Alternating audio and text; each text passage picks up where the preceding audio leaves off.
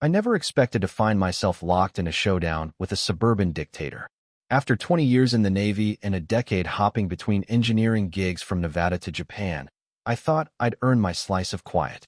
So, when I bought my plot, Lot 14B in Sunny Ridge Estates, Arizona, I was banking on solitude, freedom, and a life unbothered by petty rules. 7 years of barbecues, solar panels humming on my roof, and my loyal dog, Duke, snoozing on the porch. It was my paradise. The deed, exemptions, and legal boundaries all screamed one thing. This land is mine, free from the clutches of any homeowners association. I had no time for HOAs and their nitpicky notes about mailbox colors or visible trash cans. For years, it was smooth sailing. The occasional HOA flyer would land on my gate by mistake, and I'd toss it without a second thought. That is, until Margaret Voss showed up. Mid-60s, with a scowl that could curdle milk, she was a retired accountant who seemed to thrive on control. She muscled her way into the role of HOA president after the old board imploded over disputes about fence heights. Within days, Margaret unleashed her community enhancement plan, a power grab dressed up as progress. Red-stamped letters flooded mailboxes, demanding dues, enforcing paint codes, and banning everything from solar panels to portable grills. Then came my letter. Dear resident, it started as if I were some squatter. It claimed Lot 14B was now common HOA territory due to a boundary adjustment and gave me 72 hours to vacate. Noncompliance, it warned, would trigger county enforcement. I laughed over my coffee, the paper trembling in my hand. I had the deed, a notarized exemption, and a letter from the original developer stating my lot was outside HOA control. This was like being told to abandon my own house. I wasn't about to let it slide. I marched to the HOA meeting at the community center, ready to slap my documents on the table. But a smug volunteer with a clipboard blocked me at the door. Members only, he said. I waved the letter like a warrant. Then explain why you're trying to seize my land. He shrugged. Talk to the board. I went home, cracked a beer, and called my lawyer instead. This wasn't a mix-up, it was a declaration of war. The next morning, I stepped onto my porch and nearly spilled my coffee. 3 massive concrete barriers blocked my driveway, each stenciled with Sunny Ridge HOA property, no entry. A metal sign cemented into the ground declared my lot reassigned to the HOA, calling me a trespasser. These weren't cheap props. Someone had paid serious money to make a point. I couldn't get groceries delivered, refuel my generator, or even call an ambulance if I needed one. I called the sheriff. 2 deputies showed up, glanced at the barriers, and gave me the "this is a civil matters" spiel. Get a lawyer, one said. I already had one. I parked my truck a few blocks away, hiked to the county clerk's office, and secured a certified statement confirming Lot 14B was never under HOA jurisdiction. Back home, I found an HOA flyer in my mailbox with a photo of my house, branding me an unruly occupant who threatened community safety. They were painting me as a deadbeat, despite my flag, my service dog, and my legal rights. This wasn't just about my driveway, they were coming for my reputation. I called Ellen Carter, a real estate attorney with a knack for cutting through red tape. She'd helped me untangle title issues when I bought the land, and she was all in. Send me everything, she said. Photos, letters, dates, document it all. By noon, she'd filed a cease and desist against the HOA and a complaint with the county. But she had bigger plans. You're a retired vet targeted by a rogue HOA, she said. This is a story. Let's make it loud. She tipped off a local news station, Channel 5, known for covering everything from bake sales to scandals. The news crew arrived the next day, filming me in front of the barriers with my deed in one hand and the HOA's letter in the other. I bought this land fair and square, I told the camera. It's not part of the HOA. But now I've got concrete walls at my gate and a bully trying to evict me. The reporter's jaw dropped when I showed her the county records and the developer's exemption. The segment aired that night. Veteran barricaded out of his own home by rogue HOA.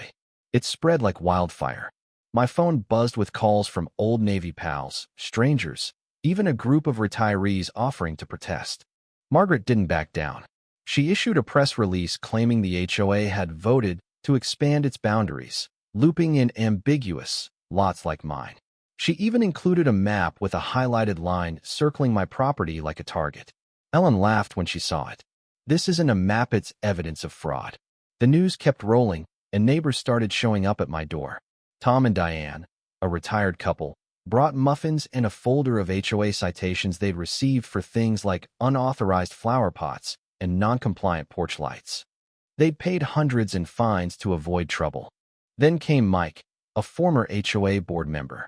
He looked exhausted but determined, handing me a USB drive. "Margaret forged signatures to take over," he said. "I quit when I found out, but I kept records." The drive had attendance logs proving her unanimous vote was a sham. Half the names weren't even at the meeting. One person was deceased. He also had a video of Margaret pressuring the treasurer to approve shady expenses. Ellen called it a legal goldmine. The community snapped into action. A neighbor named Susan launched a petition to dissolve the HOA, gathering 200 signatures in a day.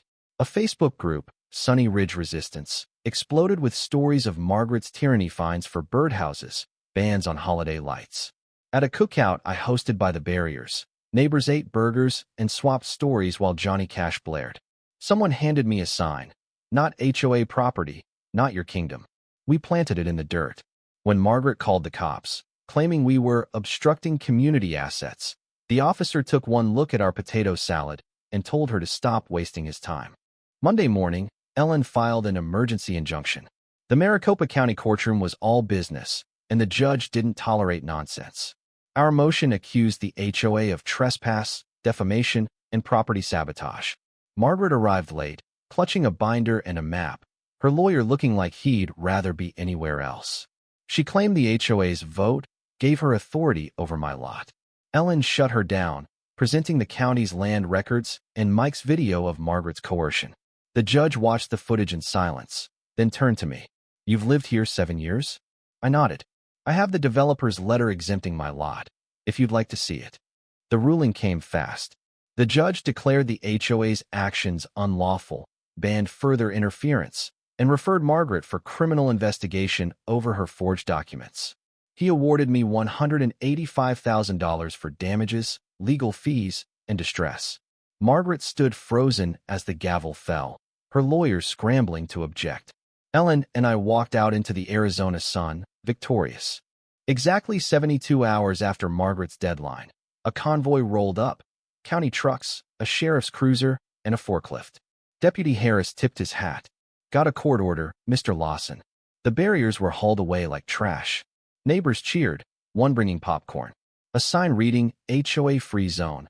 Tyrants Not Welcome," went up by my mailbox.